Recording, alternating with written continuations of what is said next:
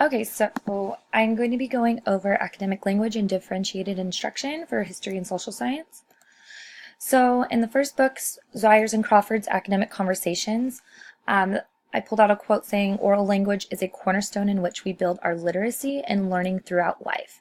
So Zwiers and Crawford make it really important that we need to use academic conversations in the classroom. So this can be done through things like think, pair, shares, small groups, or even answering questions or with other students in the classroom with memorized sentence frames. So this is actually really useful when you're doing debates or negotiating, especially in history and social science classes.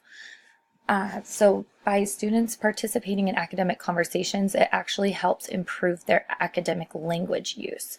And it also improves their a higher order of thinking, as well as more engagement. And it also gives students the opportunity to express ideas or even clarify things that they might not know with each other or even just with the teacher. Also, Crawford mentions that development of academic skills that equal academic success. So by engaging in academic conversation, and you are able to enhance certain academic skills like evaluate, analyze, hypothesize, outline. So by doing these types of things, you actually better your academic skills and language. So it was for Tomlinson and McTee's book, Integrating Differentiated Instruction and Understanding by Design. I pulled a quote that the idea about this book is the greatest contemporary challenge for educators is crafting powerful curriculum in a standard-dominated era and ensuring academic success for the full spectrum of learners. So in this book, they recommend or they break it down into differentiated instruction and then how we design lesson plans, and they recommend using backwards designing.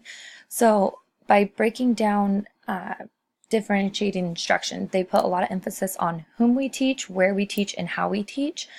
So whom we teach is pretty much learner variances. And that's pretty much going to affect where and how we teach. So depending on what types of students you have in your room, whether they're accelerated learners, ELs, students with disabilities, or just students that just have a little bit struggling, it's important to know who you're teaching so that way you can plan accordingly. So as for where and how, let's say for accelerated learners in social science, you might give them a little bit strong or more complicated worded questions rather than an EL person or student who might just need a little more simplified version of the question. So just doing little things like that helps differentiate instruction.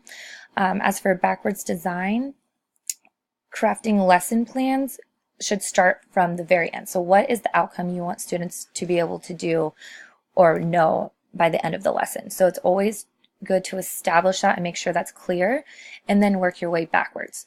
So design your lesson completely around the goal or the objective. And then lastly, in Schmoker's book, Focus, I pulled his main idea, this pretty much summed it all up, was teaching students to be informed readers, writers, and thinkers about the past as well as the present. So I figured that kind of summed up everything what he means about social studies and how he designs his curriculum. He puts a lot of emphasis on creating a task that involves a text and then talking about it, whether this is with a partner, small group, or just in a class discussion. So by talking about it, like I said earlier, creates academic conversation and also elaborates more on using academic language in the classroom. And some little tasks or simple tasks that Schmoker recommends for social studies is doing compare and contrast on several primary sources or secondary sources, read excerpts from the books, evaluate two contrasting articles, or describing significant events. So incorporating these types of tasks in social studies, using a text and then talking about is pretty much his main goal for everything.